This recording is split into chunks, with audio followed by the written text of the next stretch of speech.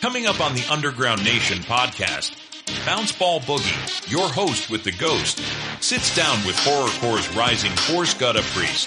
From dark beats to chilling lyrics, they explore the mind behind the madness. Don't miss this exclusive interview as they dive deep into the shadows of hip-hop's underground. Turn up the volume and lock in. This is the conversation fans have been waiting for. Available now on Underground Nation Podcast.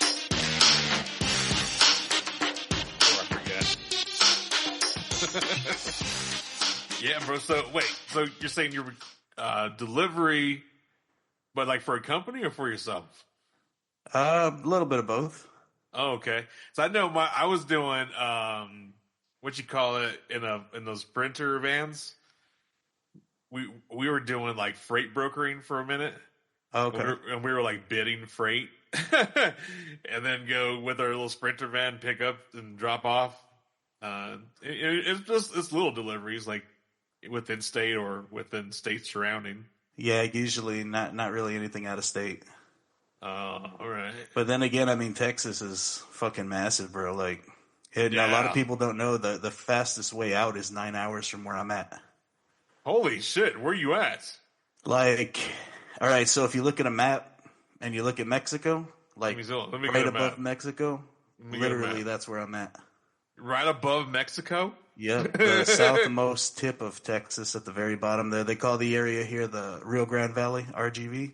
Rio Grande Valley. Yep. Everyone thinks San Antonio, South Texas, bro, but they don't even think about us. We're still Texas, bro. We're not in Mexico. Let me see. So, like, down here by Matamoros? Yeah, right above Matamoros is where I'm at. No way. Yep. How is life there? Honestly, man, it's kind of crazy, like the shit you see. You're kind of close to the water. You go into Mexico. I don't know what that's like. Yeah, I mean, we got like, I think like 30 minutes we get to the island. You go out to South Padre. I think it's like 45 minutes, honestly, just because like the drive out there's like just dead land, you know, nothing out there and shit. I can get to Mexico in about 10 minutes. That's pretty cool. Yeah. Have you seen a lot of that shit started creeping across though, man. Like that's what I was gonna say. What do you be seeing there? Well, right down the street from where I work, I saw I thought it was garbage, bro. Like, I literally thought they just threw garbage bags or whatever, but it was two dudes with bags over their heads, zip-tied. Execution style, way. Bro. Yep. And I used to be a butcher for like 3 years. And right down the street from where I work, they found a head in a mailbox. What the freak? Yep. From where you work down there in the Rio? Yeah.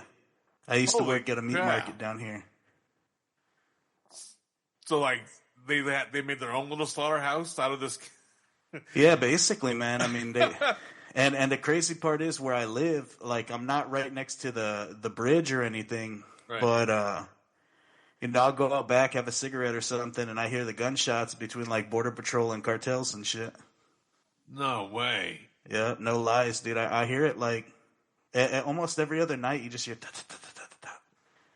And you know it's not semi-auto, bro. Like, there's somebody shooting some shit. I think we heard a couple grenades go off. Like, it's wild, yeah. And it's not just between Border Patrol and cartel, but sometimes the cartel and the cartel, you know? Right, yeah. Holy crap. Yeah. So, man, I was saying that I have never traveled that far south in my life. And when I first learned about GuttaPriest, you mentioned Chicago to Texas. Yeah. I mean, that has to be a huge change from. Well, it's even bigger, man. Because I was from New York. I was born in New York. Oh, okay. And then I moved to Chicago. Well, it's a suburb of Chicago. Chicago. They call it Iliana. It's right there, like right on the state line.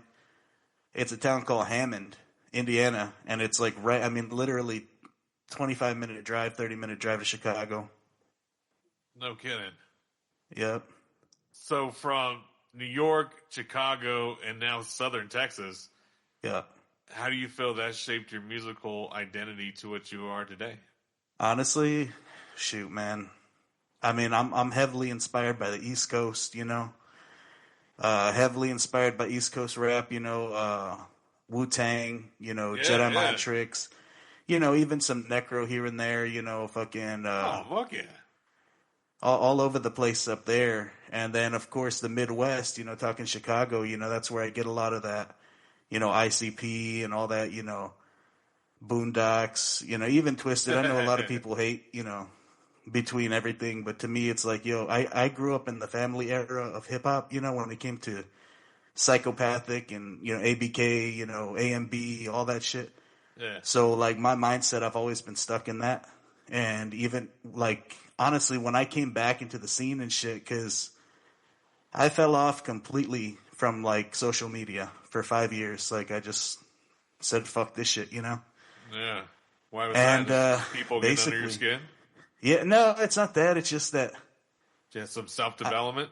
I just felt like I was wasting a lot of time sitting on, you know, I was still making music, but, like, instead of looking for shows, I was scrolling through Facebook, you know, or instead of writing new bars, I was, you know, doing other shit. And I was just like, nah, you know what? I'm gonna take a 5-year break from the. Well, I didn't think 5 years. I thought it was just gonna be a couple weeks, you know. I was gonna take a break. It just so happened to be 5 years. Yeah, it just so happened to be 5 years. And when I came back, that's when all the shit with ICP and Twisted happened. I was like, what the hell is this? Like, I didn't even know because I had my shit from like 2008 and back.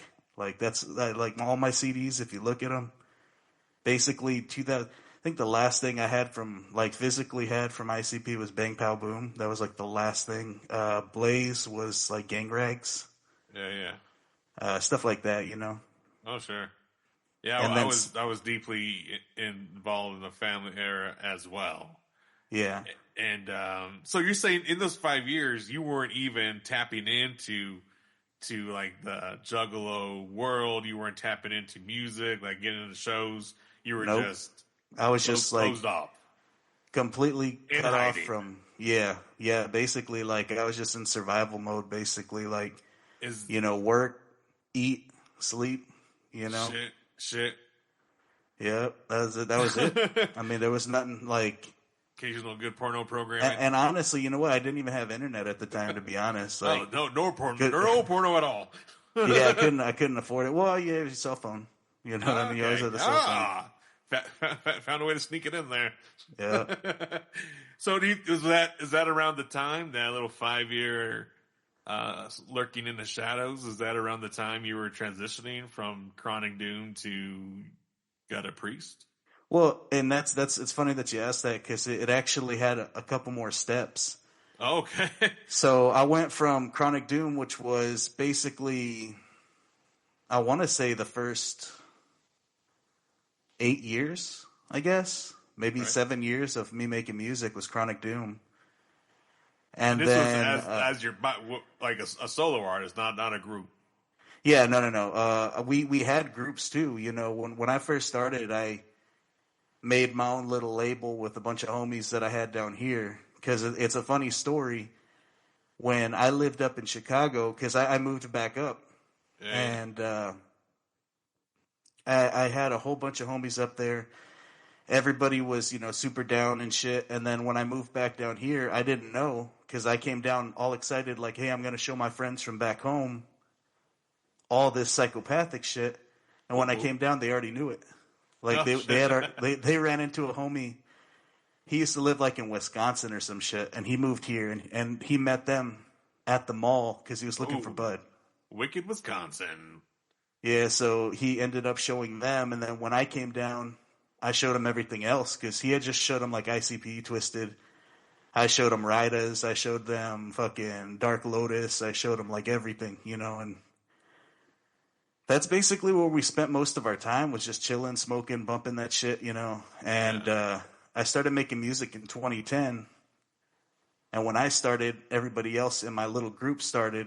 They obviously all fell off, you know, but for a while, you know, we had a lot of different artists. We had like 2 or 3 different groups going on, you know, like just a lot more than what's going on now. Now it's just me. and of course my producer Yoshi from Noise Complaint. Hey, Yoshi. Whoop, whoop. And now it's time to take you deeper into the darkness. This next track comes straight from the twisted mind of GuttaPriest. Turn the lights down. Turn the volume up. This is Creepin. Available now on all streaming platforms. You're locked in with the Underground Nation podcast. Let's go. Creeping out the darkness, I'm in the darkness creeping. Try not to lose control. I'm in the darkness creeping. I'm in the darkness creeping. I'm in the darkness creeping. Creeping out the darkness creeping. I'm in the darkness creeping. Try not to lose your soul.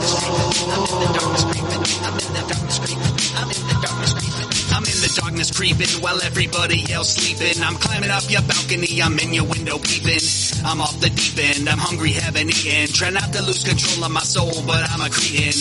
I'm a creature of the beast of the night. While I bark at the moon, sprout wings and take flight to the other side. How many times have I died? Chilling in the coffin as I bide my time. You're gonna need a set of fangs if you bite my rhyme. You're gonna need a Justice League just to fight my crimes. I'm an animal cannibal, South Texas Hannibal. Chopping my foes while they're stuck in my mandible. Understandable, so you can have a nice day, take a sabbatical. While I feast on my prey, I can hear them scream as I drag you away. The real Grand Dracula, gonna let the blood spray. Creeping out, I'm in the darkness, I'm in the darkness creeping. Try not to lose control. I'm in the darkness creeping. I'm in the darkness creeping. I'm in the darkness creeping. Creeping out. So would you say, well, so what's that time period look like from when you're like, so 2010, you're saying is when I'm making music, I'm GuttaPriest, and I'm going to evolve from here. Yeah, basically I started as MC Chaotic, and then I switched to Chronic Doom because that was MC Chaotic, man. That's like that's kind of a lame ass name, you know. And I thought it was cool. Where you get all these inspirations for these incredible? I don't know, man. I just thought, hey, this would be a cool name, and then I wrote it out for one EP. Then I was like, nah, I can't do that. I'm gonna think of something else. Thought of Chronic Doom. Rode that out for several years, and when I came back, you know, and not to get too far off track, but there's a reason why I switched my name. Because I feel like my earlier music was more like, it was more about like mental illness, you know, depression, you know, drug abuse, you know, the shit that I was really dealing with hard at the time. And I guess like I kind of killed that character off because I was trying to kill that part of me off at the same time, you know. So in other words, you're getting sober. You could say that because I still smoked, you know. I still smoked, I still drank, but I wasn't fucking with any of the other shit, you know. No hard drugs. Yeah, nothing too heavy, you know. Occasional mushrooms, you know, stuff like that. But I guess another thing that happened, and I don't want to get too far ahead of us, but go ahead.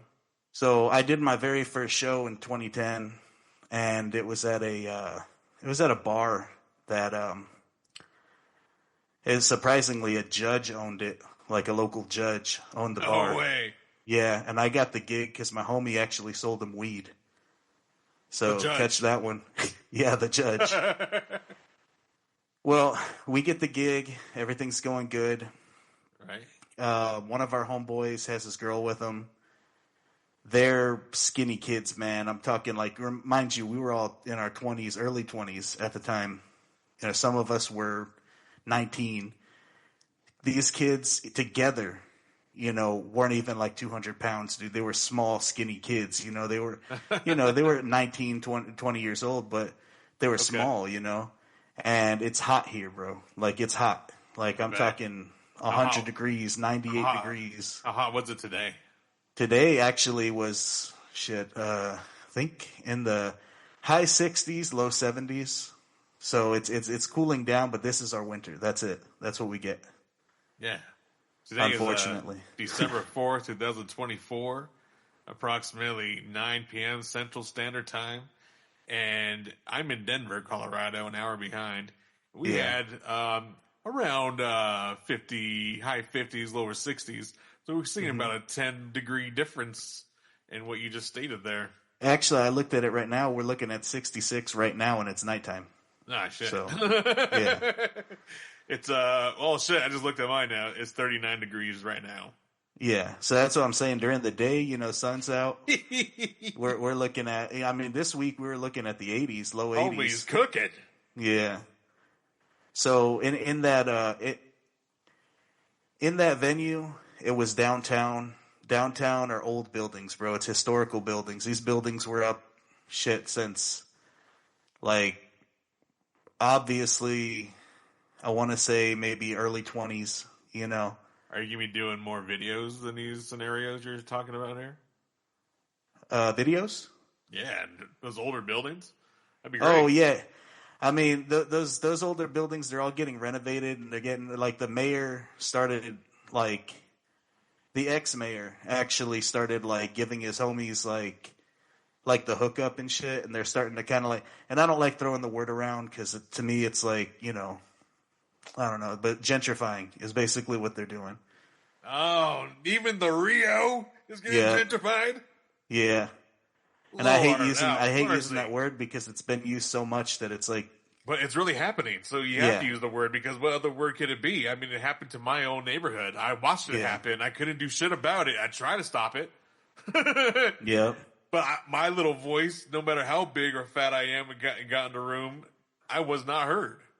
Yeah. Yeah, no, I mean, there's tons of people trying to stop him, but, you know, the mayor, he was really into, basically kind of like bending the rules for his friends and getting them into these old buildings and then allowing them to pass code, you know, newer code with their new construction that those buildings weren't up to code, but basically he would let them pass and they would all, you know, it's pretty fucked. I mean, that's everywhere though. You know, we all know this. Right. But, you know, these buildings don't really have central air. They don't have, you know, anything. This one didn't even have windows. It had, like, wooden shutters that would close, and that's it. And all right, fun. Basically, it had to have been, like, 100 and some degrees that day. It was hot as fuck, for lack of a better word. And they were drinking vodka straight out of the bottle, and it was not cooled. It was just hot vodka. Yeah. She overheated, and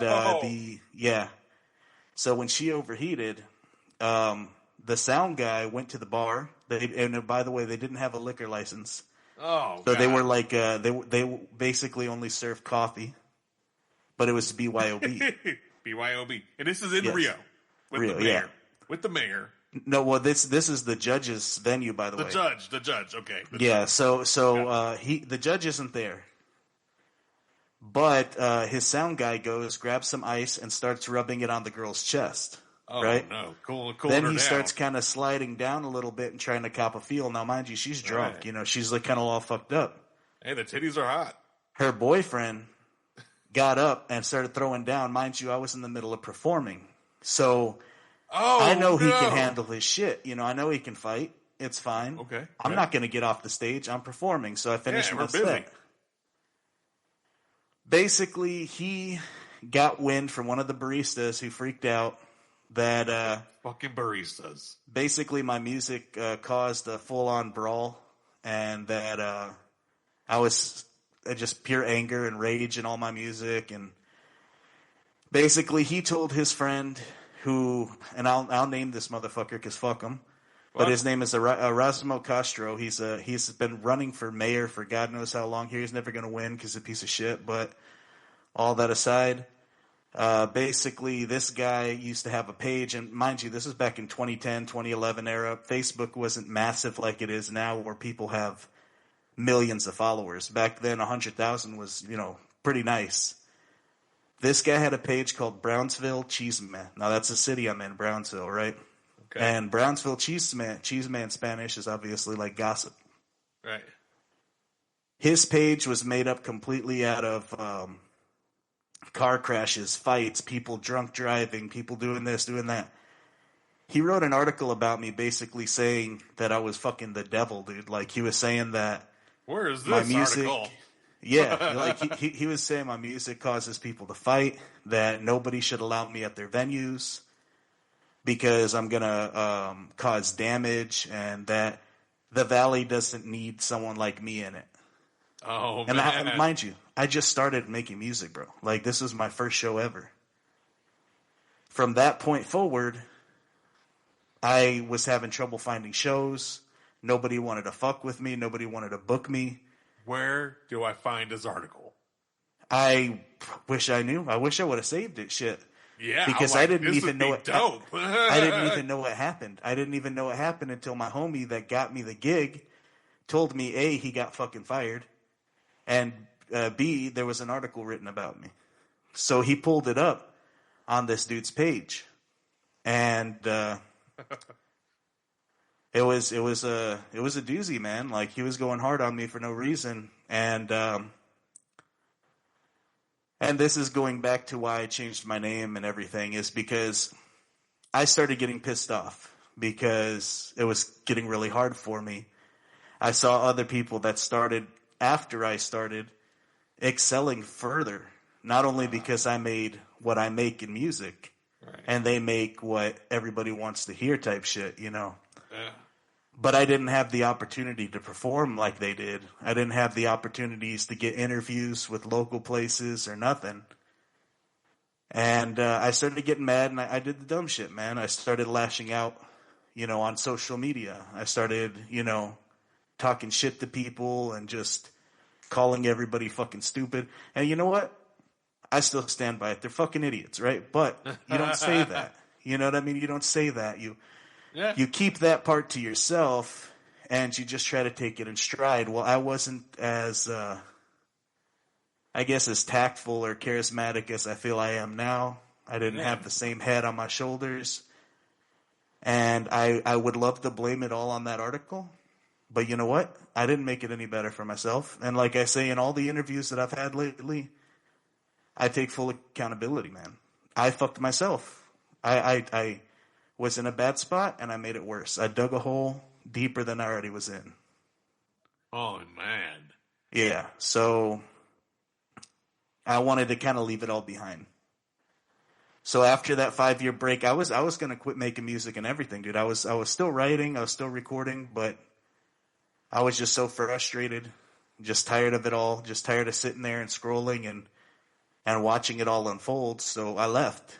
And when I came back in 2018, I finished the last album that I was supposed to finish because I had promised, I believe it was going to be my 6th album.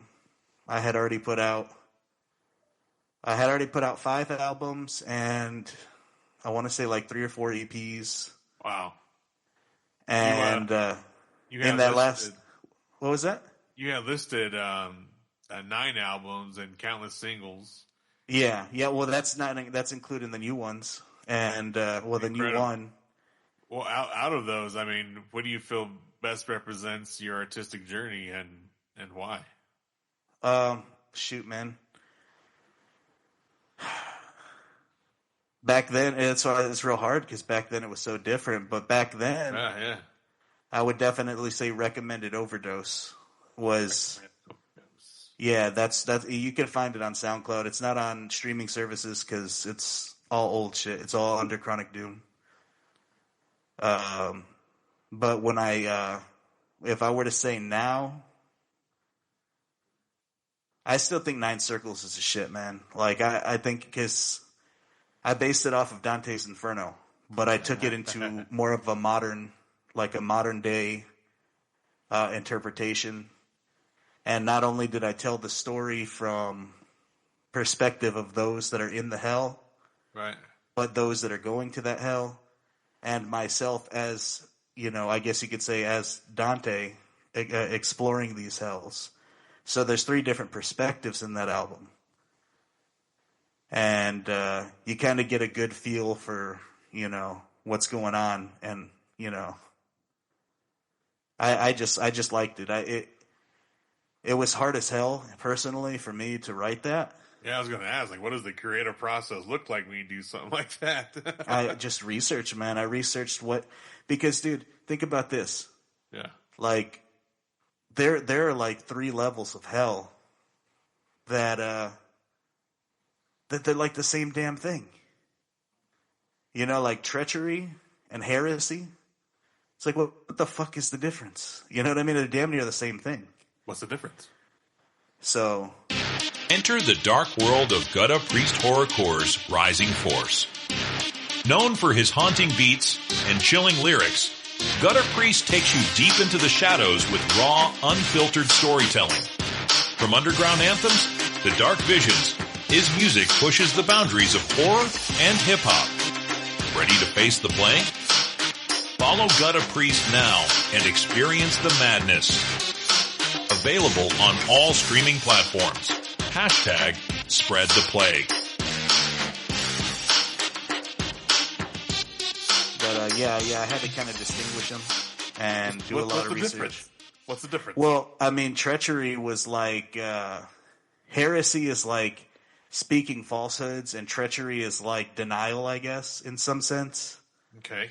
And see, the other reason I went with that is because, you know, I grew up in like a hyper-religious household where like I didn't even know there was any other music other than Christian music till I was like 12 years old. I understand. Yeah, I had to was like my first superhero. I had to Anne Frank a fucking radio to listen to the rock station down here. Oh dang! Like I seriously had to hide it, man. So it was like strict. Yeah. Like, I mean, I got into Pokemon like every kid, right? But when my dad found it, he broke the game, burned the cards, all that shit. So I had to like, and that's just because I don't know if you remember around that time they were doing like a lot of stuff like, oh, don't use this toothpaste because it supports gay marriage, or don't do. I don't know if you remember that shit or if you were ever involved in that, but like some churches were going all out like Pokemon is the devil. They were saying something about Buddha or some shit. I don't remember, dude. Like it was insane. Pokemon was the devil. Yeah, because God didn't create those creatures. It's like, dude, it's a fucking cartoon, bro.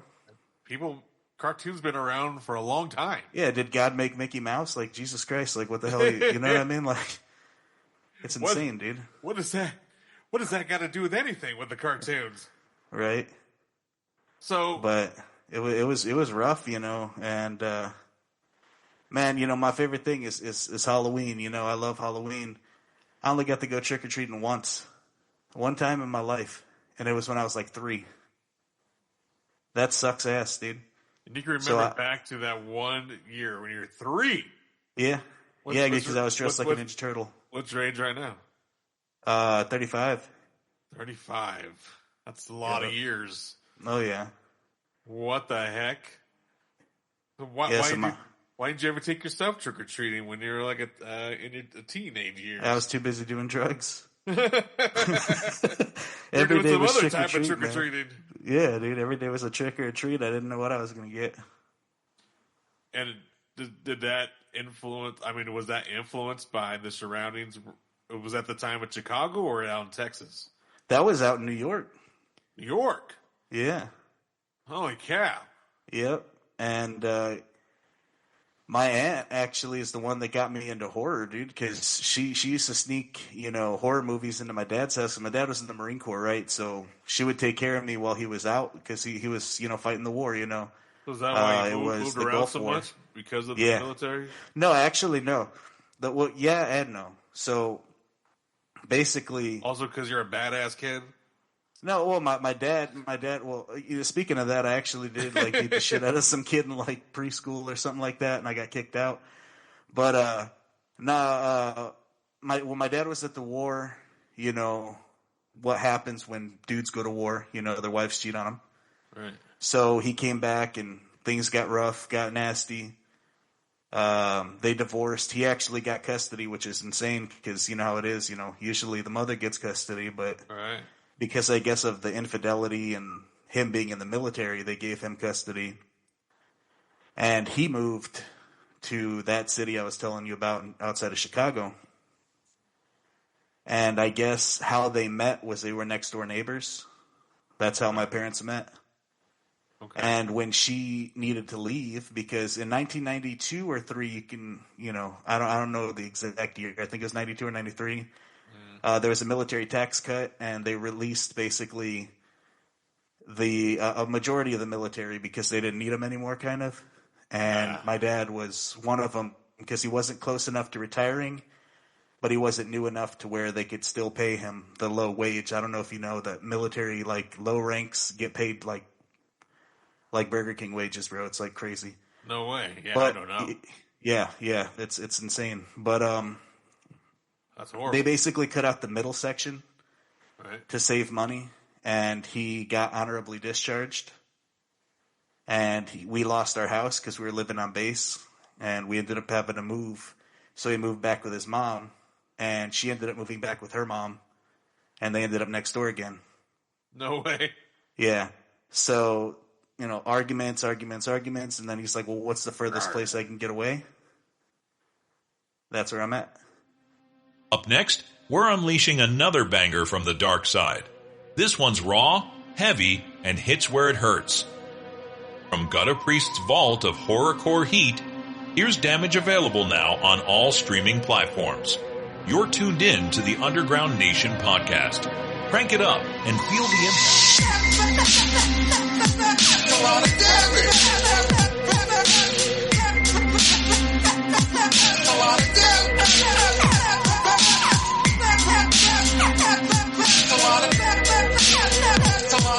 lot of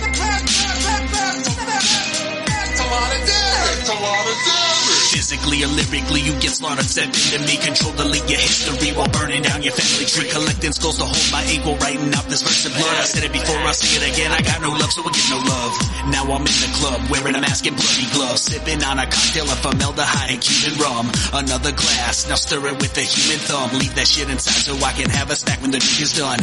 Bitches staring at me, don't I look like a lot of fun? Till I'm sprinting over to a screaming out the rockets run.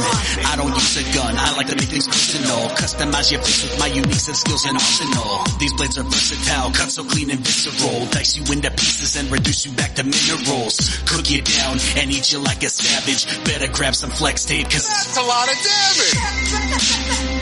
That's a lot of damage. That's a lot of damage.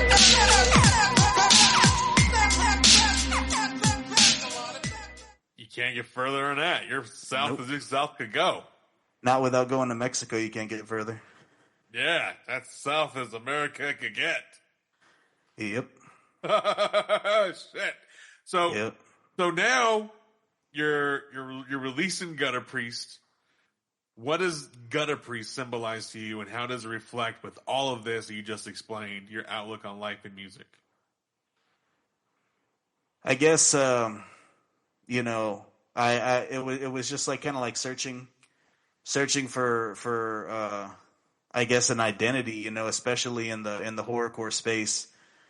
Like I said, I was Chronic Doom for many years. When I came back, I was in a group called Results May Vary with my homie All Zen Ninja, and I went by Damp Sage at the time. Okay. Then after that, I was Hollow. So before I was GuttaPriest, I was Hollow, and that's where I released a good section of what you hear now was under that old name. But there was a problem where there was too many Hollows. There was Hollow Cove, Hollow this, The Hollow. So many different artists with that name. It was almost like Savage. So many different Savages. Yeah, so to me, I needed to find something unique and something that kind of played a role in myself. Because Hollow I picked for a reason, because it's empty. Because when something, dies, it's no more. The soul leaves the body. You know what I mean? You're empty. You're a husk. So after Chronic Doom died, he became Hollow. You see what I mean? That's what it was. The transition was. Is this becoming a comic book? It could be. I actually have a bobblehead. It sure sounds. I don't know like if you can see my camera or not. I don't see your camera. Is it off? It is. Oh shit! Let me see if I can turn it on. How about now? I see you. I see you now. You see that? What is this? It's actually because in the song Gluttony, I reference a cereal called Bloody Bunches of Throats. Bloody So I got bunches little of throats. and then free knife inside. Now with extra throats. This is incredible. Yeah, so basically, the whole hollow thing, it meant something to me, but then I was like, well, what can I do that'll still mean something to me, right? Right. And I went off and decided, I didn't know the fucking camera was off this whole time, dude.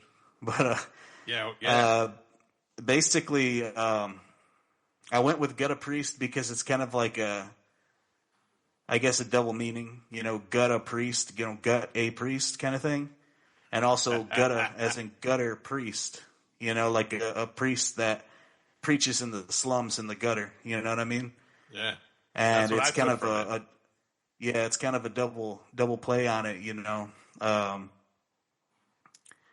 I feel like it kind of goes with, my history. Like I still know and I still respect people. Any religion you want to have, I respect it. It's what you want.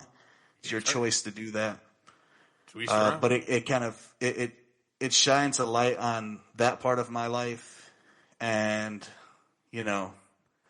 what I've become or what I've chose to do with it. You know what I'm saying? Right. Well, I mean, having influences like from East Coast and boom bap type hip hop, and I can only imagine what was your influence in the Chicago area. What drew you to stick with horrorcore? I mean, once I first heard express yourself. When I first heard horrorcore in probably like 2004, 2005, when I first started listening to, like I said, ICP, Twisted. Yeah. It stripped out, man, because once I heard some, I just went down this rabbit hole, man. Like, I found Low Key, Gruesome, Necro. I just started kind of going all over the place. I heard of Razakel at the time.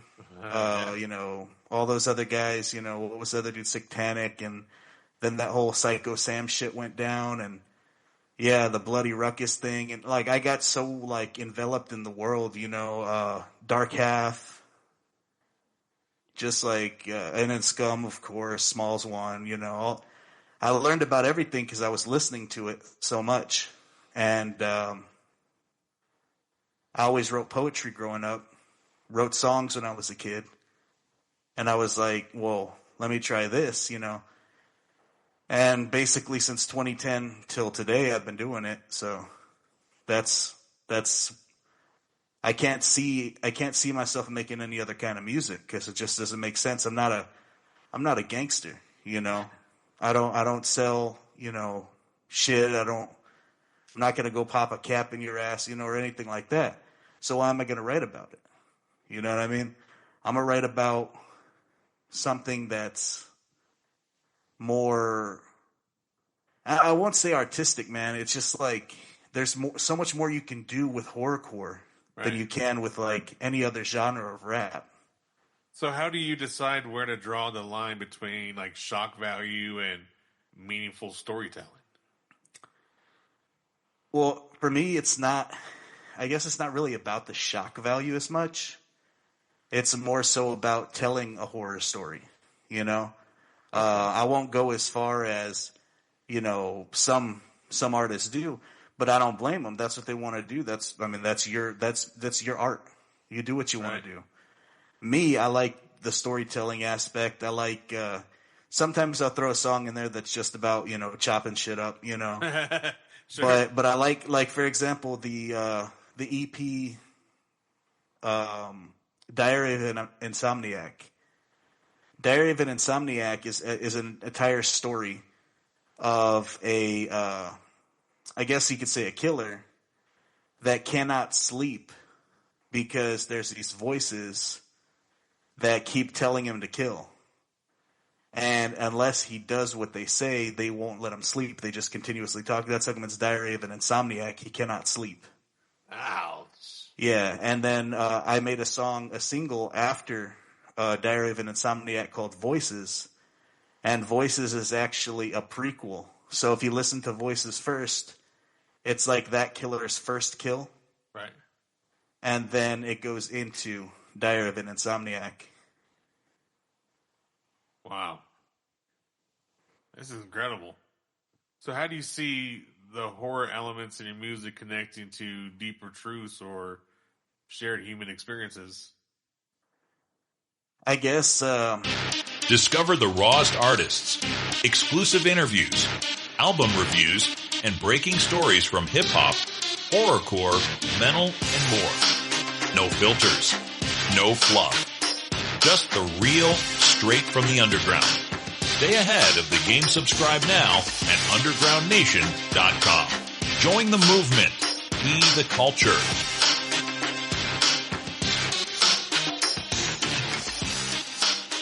I mean, the only shared human experience that comes out of my music really is the love of horror, man. Like, if somebody likes, watching movies, they might like listening to stories, I listen to horror podcasts, watch horror movies. I envelop myself in that. I mean, shit, when I was younger, I only listened to rock, right? Rock and roll.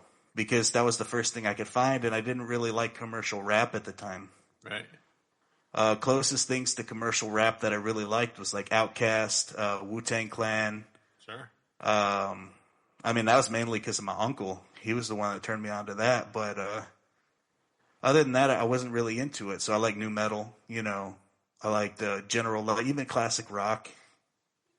My favorite band is Pink Floyd. I even got, I got a shitload of stuff.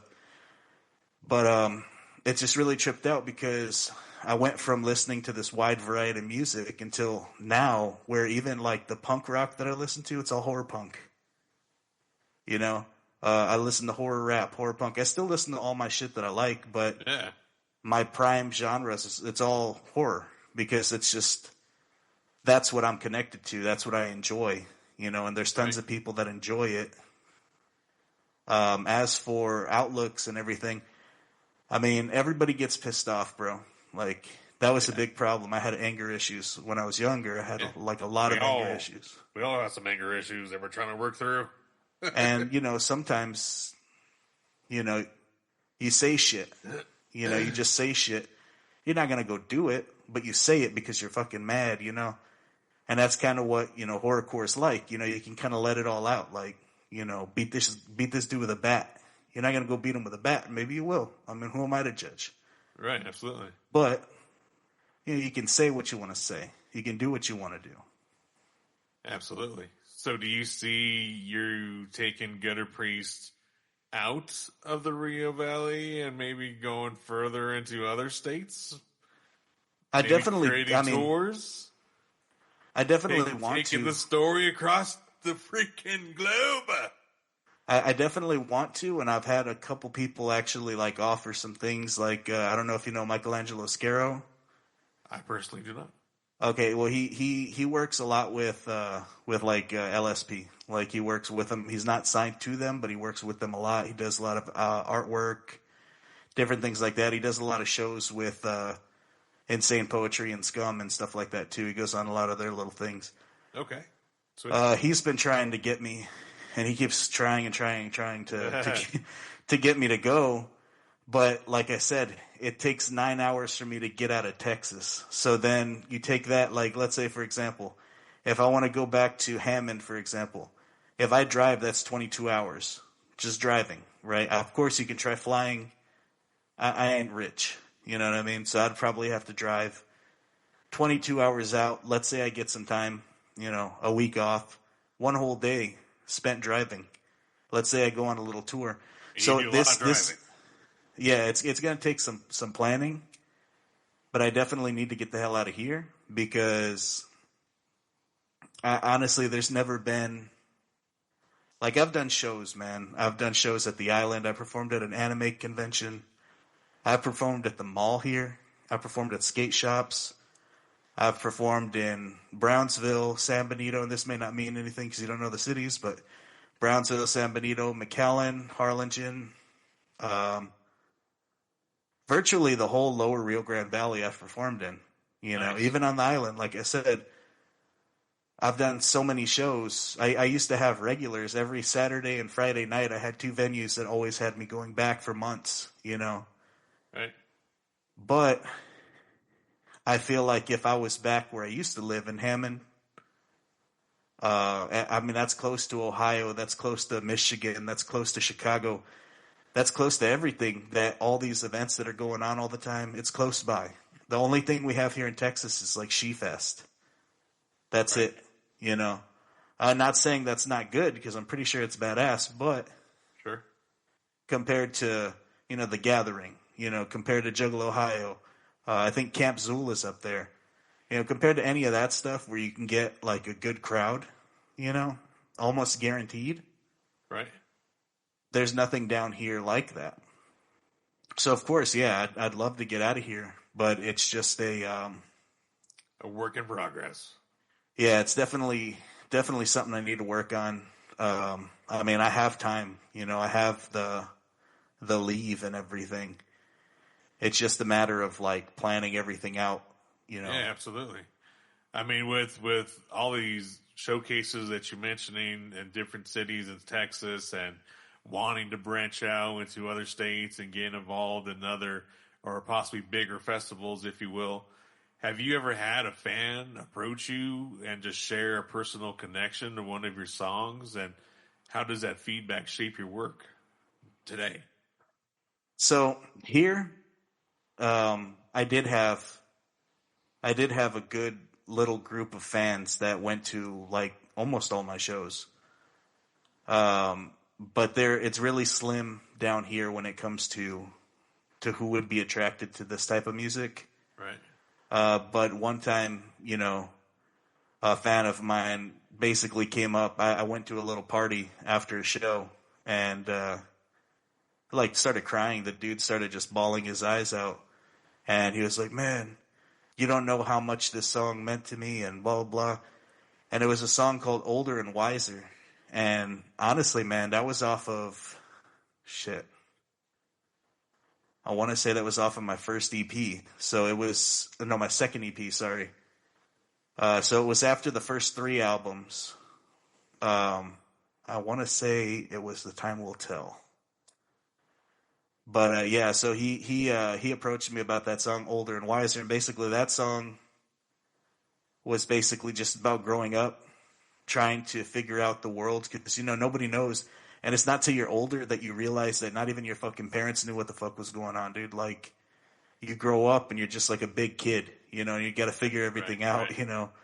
Right. And it was basically, you know, just growing up in the world, and a lot of us didn't have like a direct parental figure at a certain point in time, where a majority of the people that were my fans, you know, their parents weren't even involved in their lives, or they were just kind of like living on their own in like a house with some other guys or whatever. You know, they didn't really have that family, you know, kind of structure.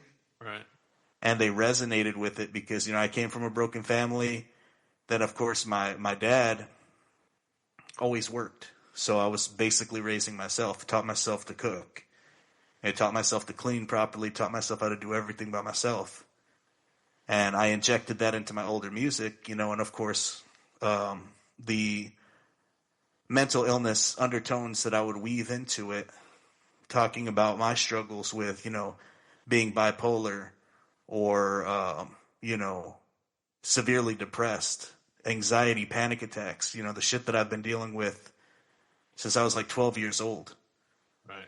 And, like, for example, I don't know if you ever got to hear the song Fresh Psycho, but the line about holding my brother hostage on the side of outside the road, I actually did that shit. Like, when I write a lot of the shit I'm talking about, I'm either translating it or directly, you know, quoting shit that I've done, you know? Right. And that was because I had a fucking episode, you know what I mean? Right. Well, it takes a lot of courage to speak those truths and get it out. Especially, like you said, the horrorcore, it kind of gives you that leverage to do so. But how do you personally reconcile creating such intense or dark art while with maintaining your own mental health and balancing in your everyday life? I feel like it's more of an outlet, man. Like, you know, when I was younger, I really, and like I said, and I'll always say it, when I was younger, it wasn't that I was hardcore. It's not that I was this Billy badass, it's that I was fucking stupid. I was stupid, and I was willing to die for less. You know what I mean? I was willing to go out and do something dumb, or get in a fight with somebody that I knew would probably kill my ass, you know? Yeah, I can relate to that. But I would do it.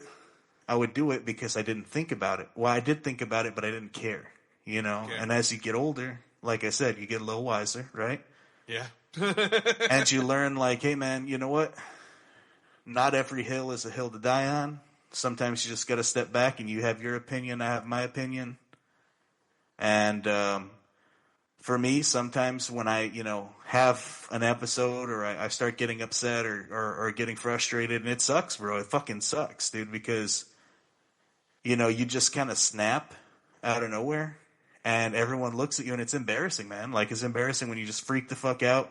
Like, and they're like, it's not even that big of a deal, but, like, you don't have a choice, you know? Like, you're pissed. You instantly there's certain things that just piss you the fuck off, and then you just, you know, you start yelling or something.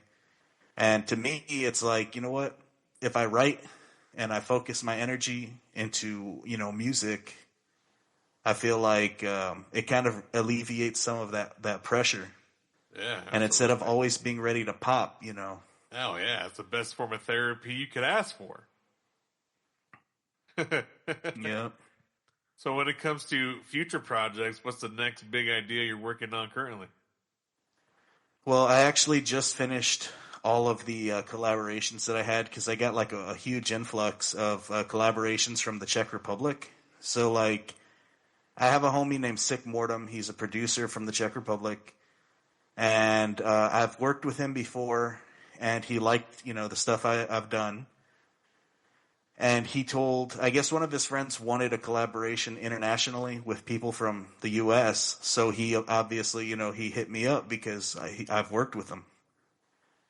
He says, hey, can you get this done? I got it done the same day, sent it back. They loved it. Nice. So once that happened, one of his homies hit me up and said, hey, you did a song with so-and-so. Can you do a song with me? So I did a track with him. And then he told another homie, and that homie. So next thing you know, I had like 6 collaborations to do with those dudes.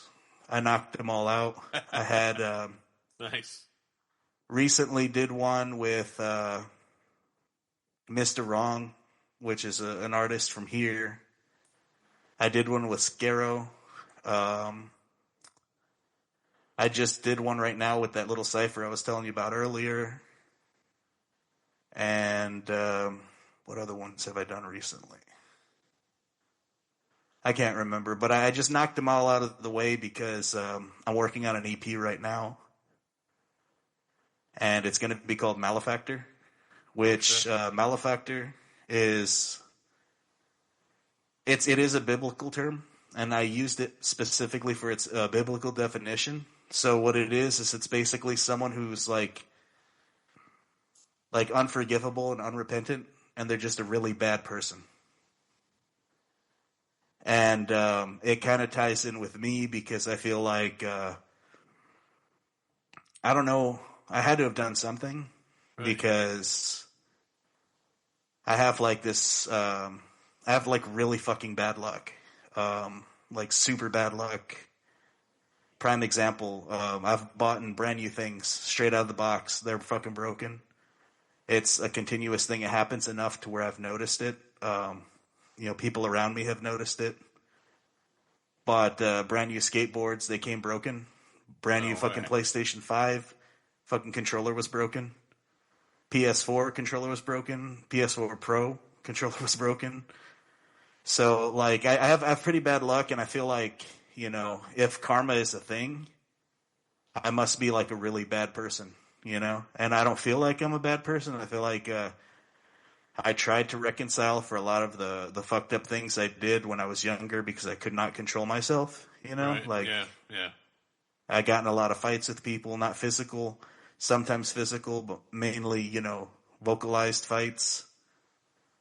Said a lot of fucked up things, you know, was real dickish when I was younger. And, you know, try to patch everything up because I feel like maybe it's affecting how my life has been, or maybe I just see the negative in a lot of things because of mental illness or something. I don't know, but I feel like I have to be a bad person to have this kind of luck, you know? And basically that's what the album is. It's basically just, if I'm the bad guy, then I will be the bad guy. You know what I mean? Right, yeah. So would you feel in this project, are you exploring any other type of genres or experimenting with anything outside of what you would feel as your comfort zone? I'm not kind saying of. go country or anything. No, it's not. It's definitely not a huge genre change. It's still horror elements. It's still hip hop. Yeah. But I'm taking a different approach to the songwriting. The entire EP is going to be, it has already been produced by Sick Mortem, the guy I told you about earlier. Right. And I guess there's very little to say about it other than it's going to be targeting topics, not necessarily like death in a sense that you're killing somebody or, murder type stuff. It's handling death like what do you do when you don't get to say goodbye to somebody when they die? You know? Right. What if it was your fault and you didn't make the time to do that? You know, that kind of stuff. It's that kind of, it's going to be very dark, but it's not going to be dark in a way that it's very gory or anything. It's going to be dark mentally. You know, it's going to be, so if you can consider some of my music like a slasher, this is like a psychological horror. Do you feel on a personal level that you find it easy to discuss death? I do. I feel like it's something that I've kind of accepted as an inevitability. I think everybody can find common ground with death. Oh, yeah. In some way or fashion, eventually we're all going to experience death. Yeah, and you still experience death even if it's not happening to you. Yeah, and some of us have experienced death at a young age. It been around us, possibly could have even affected us. Yep. Or we could have even possibly been in a position where we almost lost our own life from making dumbass choices like you were talking about. Yep. I've been in those situations, so I definitely feel I'm one of those individuals that find it easy to talk about death and the different scenarios that it could bring. And I feel that it's important for families to do that. Yeah. Just on a personal note, because if some shit goes down, you got to have a plan in place. You don't want to be stuck trying to figure things out. And at one of the worst days of your life, you don't want to be stuck trying to figure it out. Yep. When you should, took the should time have some sort of contingency or something in yeah. place. So it's kind of like a fire drill. It's kind of like what are you going to do in the case of a hurricane or a tornado? What are you going to do? So that everyone at least has an idea of what to expect. And see, that's why I'm saying if you really break it down, I feel like even horrorcore itself, the music, the genre, it kind of puts death in the forefront. You know what I mean?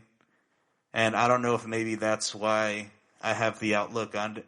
Like, I'm not trying to say that if someone died close to me, I wouldn't be affected, because of course you're going to be affected. That's what's going to happen.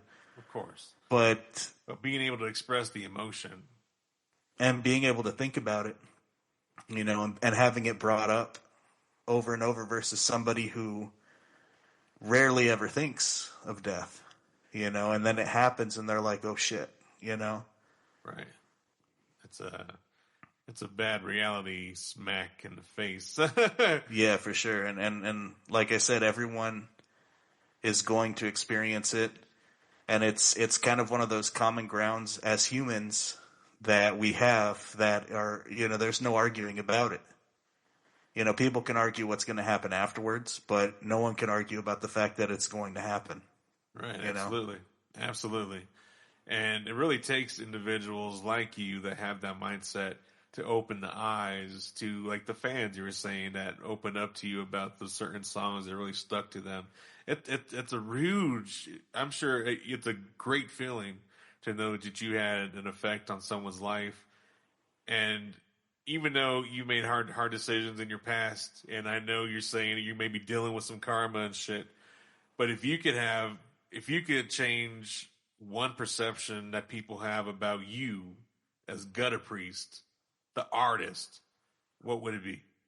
Coming up next, a track that'll send chills down your spine. Straight from the mind of GuttaPriest. This one's dark, eerie, and haunting. Brace yourself for the Possessed available now on all streaming platforms. You're listening to the Underground Nation podcast. Don't say we didn't warn you. I'm possessed. Wicked, wretched heathen, I'm the one that you detest. I'm bringing horror back, so fuck the fix and fuck the rest. There really ain't no question, gotta prove that I'm possessed. I'm possessed. Wicked, wretched heathen, I'm the one that you detest. I'm bringing horror back, so fuck the fix and fuck the rest. There really ain't no question, gotta prove that I'm possessed. I'm possessed. No point in talking trash, you know I always pass the test. I'll cut your bitch's tits off and I'm making me a vest. I'll take this razor blade and drag it right across your neck, across your neck, across your neck. I'm a mess. Always bloodied up and in the finest human flesh. Let's bury the hatchet in the middle of your chest. Unapologetic, that means I got no regrets. When I take the butcher knife and I start stabbing you to death. Check my reputation cause I'm certified fresh. Unless you smell the bodies cause I can't control the stench. Leading you to slaughter like my last name was Koresh. But either way you're dead, so doesn't matter who to guess. I'm taking everything you got down to your last breath. Chop you into pieces, cook you down and then ingest. I'm fucked up in the head and I sincerely must confess. I'm possessed. Wicked, wretched heathen, I'm the one that you detest. I'm bringing horror back, so fuck the fix and fuck the rest. Really If I could change one perception, Yeah, that people have about you right now. let me see. And this may sound, like I said, it may sound fucked up. It may sound dick. But Thanks for the warning. yeah. It's because like I guess there's a perception that I'm like that. Man, how do I say this? Because I do care, especially when it comes to like my fans, my friends, family. I do care. I do deeply care, and if they ever need, they really need to reach out and talk to me about some real shit, I'm there, right? Yeah, sure. But I'm not. The one perception I want to change is that I'm not available for everything all the time, and that goes for my family. That goes for I'm talking personal life and musician life type shit, because I feel like. I have uncles and aunts and parents and stuff that call me when they have a problem. Right. And I try to be there. I try to help, but sometimes it's a lot for me because I've got my job, I've got my home life where my grass needs to get cut. I'm just a regular dude. You know what I mean? My dishes need to get washed. My house needs to get cleaned. I got to do my shit. Wash my laundry. I got to go to work. And then I have basically a second full-time job making music where honestly, I don't get paid. And the thing is I don't do it to get paid. I do it because I personally am worried about the future of the genre. I personally feel like it could die. It could die. What happens when ICP goes? What happens because they're not immortal, bro. What happens when Twisted goes? These are things people don't like to think about. But what happens? I know there's LLE. I know there's, I know there's She. I know there's LSP. But what happens after the big ones go? We need musicians, and we need to accept new musicians. I'm not saying this because I'm a musician. I'm saying We Right, need right. those musicians to keep this subculture alive, because you know what? Just like punk rock, everyone says punk rock's dead. It's not, because there's still bands that are kicking ass, but it evolves, It evolves, and you lose the initial soul behind the movement, And I'm worried about that. That's my main concern, Because like I say all the time, if I was in it to get paid, why the fuck would I do horrorcore? You know what I mean? Why would I do the one genre that most people fucking hate? Right, yeah. I'm doing it because I love the genre. I love horror. I love the community. Like I said, the family era, bro. Like there was the feeling was so like crazy, when everything was just together. Everything was clicking together. I know it. I know that feeling. So let's say, what do you want listeners to remember most about your body of work when they look back on it, let's say, years from now? I don't know. That I was a fucked up person, and that I had some fucked up ideas, but they sounded good on tape. They sounded good on tape. And I just aged myself, didn't I? Yep. They sound good on tape. Yeah, that makes sense, man. So, it sounds like you overcame a lot of challenges. You were able to branch out, get back into showcases after that first show that kind of went haywire and got some articles written about you. Would have been really cool for you to have a copy of that. Tell me about it. It's one of my biggest regrets. I regret a lot of things in my life, but if I could go back and change one thing, that would probably have been it. Yeah, that's wild. That's wild shit. It would definitely been cool to fucking see that. But with right now and developing the new EP and trying to, like you said, get involved in more bigger showcases, what challenges are you currently dealing with as a musician? Shit, man. Probably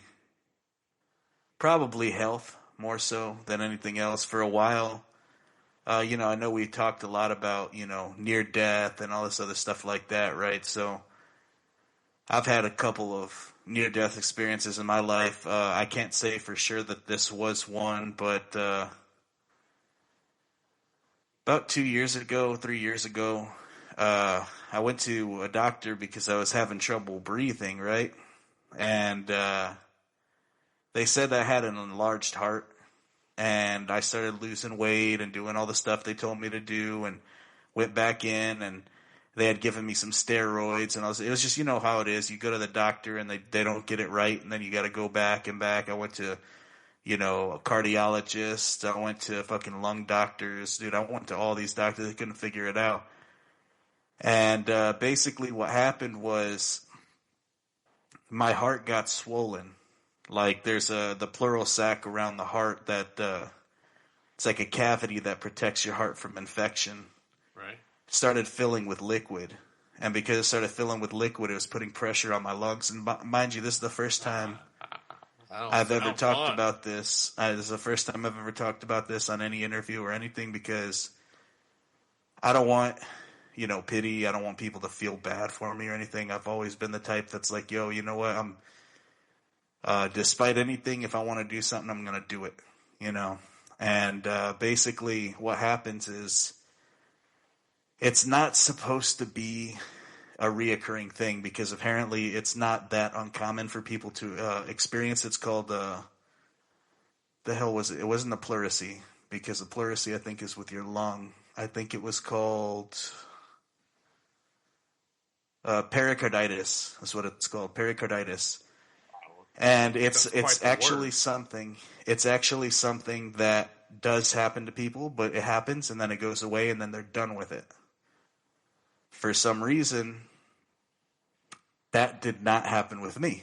So they gave me my steroids, antibiotics, and then about a year later it came back. Oh, shit. And I know when it comes back because I feel like I can't fucking breathe, and my breaths are super shallow. I kind of breathe like because my lungs cannot expand enough. Oh. And it's very uncomfortable. It hurts like a motherfucker when you lay on your back. Like, it feels like there's something kneeling on your chest. What? And it's not a heart attack, and it's not... Dude, I've had so many EKGs. I've had so much blood work and lung doctors, and they said I'm fucking in good health. Considering I'm a smoker, they're saying I'm in perfectly good health. Fucking cigarettes. The thing is that that kept happening. And it happened 1 year, then it happened a year later, then it happened 6 months later, then it happened 3 months later, and it started until it got to the point where it was happening. It happened. I took my medication 2 weeks later. It was a 2-week span of medication, and it happened again as soon as I stopped taking the medication, dude. And I was like, what the fuck? And you know what? I'll be happy to say that it has been, I want to say, almost a year since the last time it happened. Right. So hopefully it's gone. Yeah. Well, But yeah, you're a relief, bro. Good. Yeah, it is. Glad you got that. Because if you listen to 9 Circles, I was rapping with that shit going on. And you could hear the shortness of breath in some of the songs where I couldn't do a full 8-bar, 16 bars in one take because I couldn't keep my breath. I couldn't get enough air, you know? No way. So you could hear it like specifically in the song, I want to say it was Greed. The last line, you can hear me kind of like stressing the word out, trying just to get it out. Because when I first started making music, I didn't know how to edit. I didn't know how to do anything. So I would always do my songs in one take. And I'm talking, I would do the hook, I would do the verse, I would do the hook again, and I would do the verse, and then I would do the hook again, all in one take.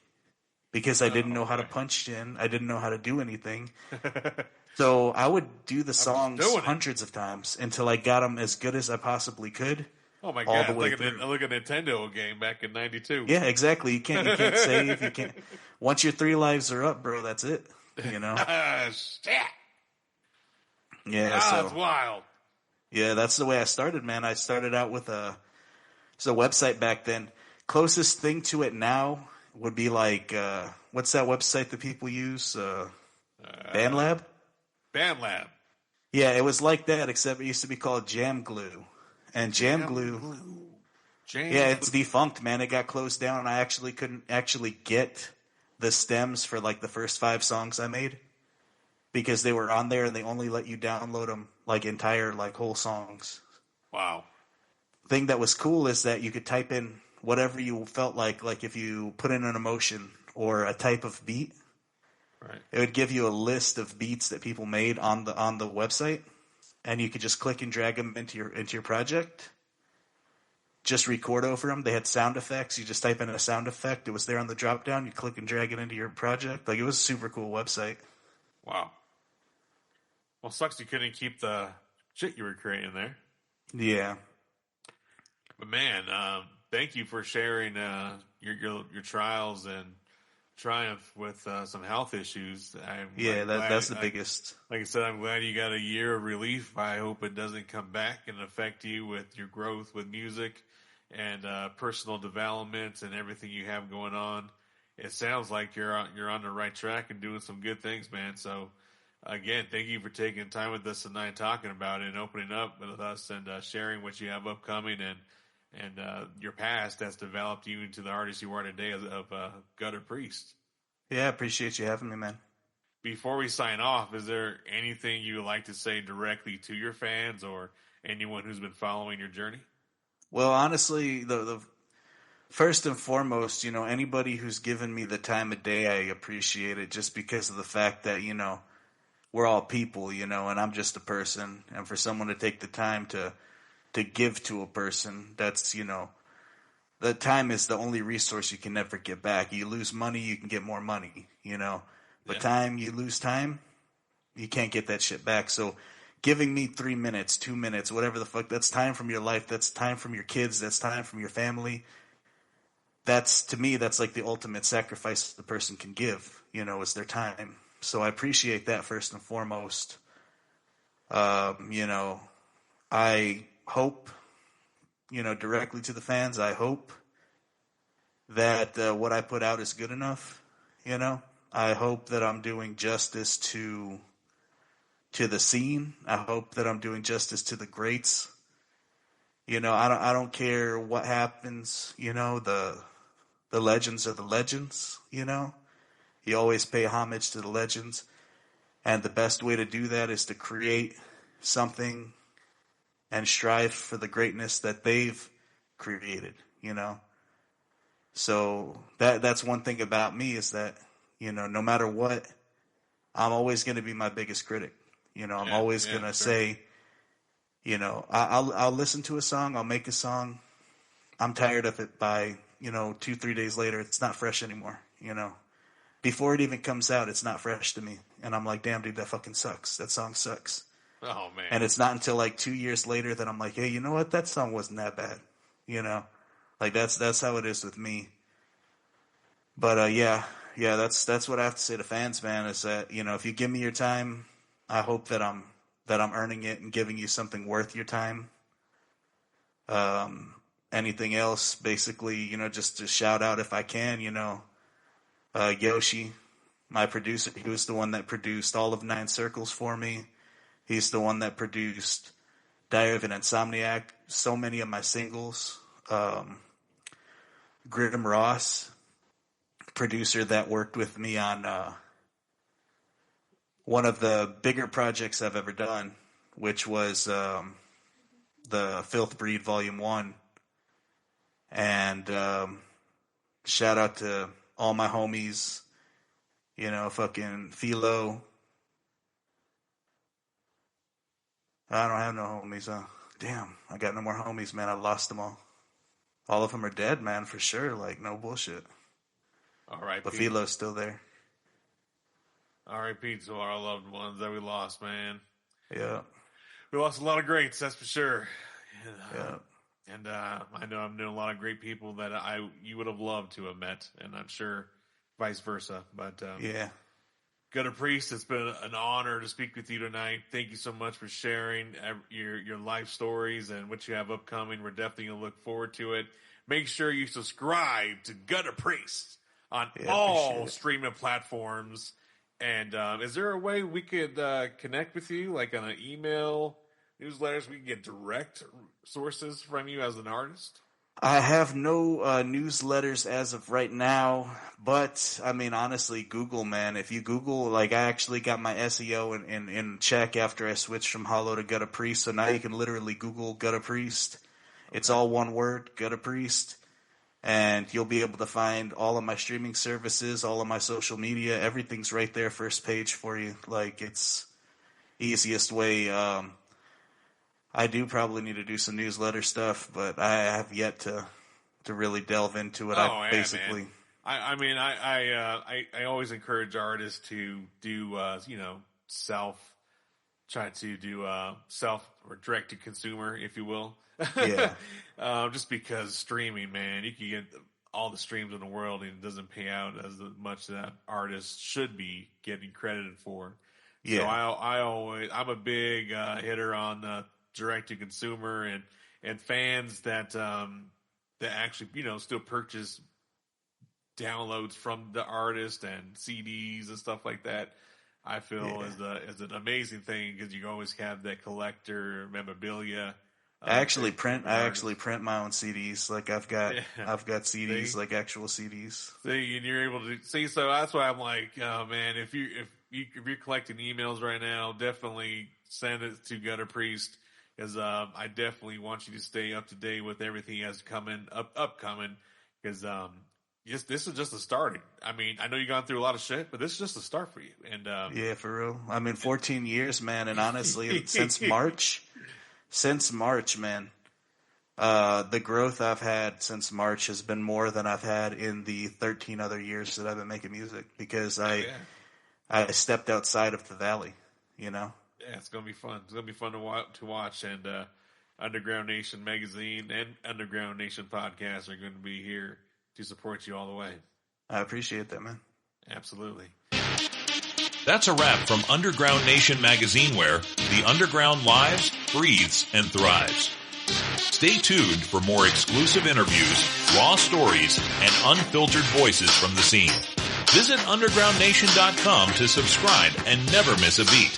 Until next time, stay real, stay raw, stay underground.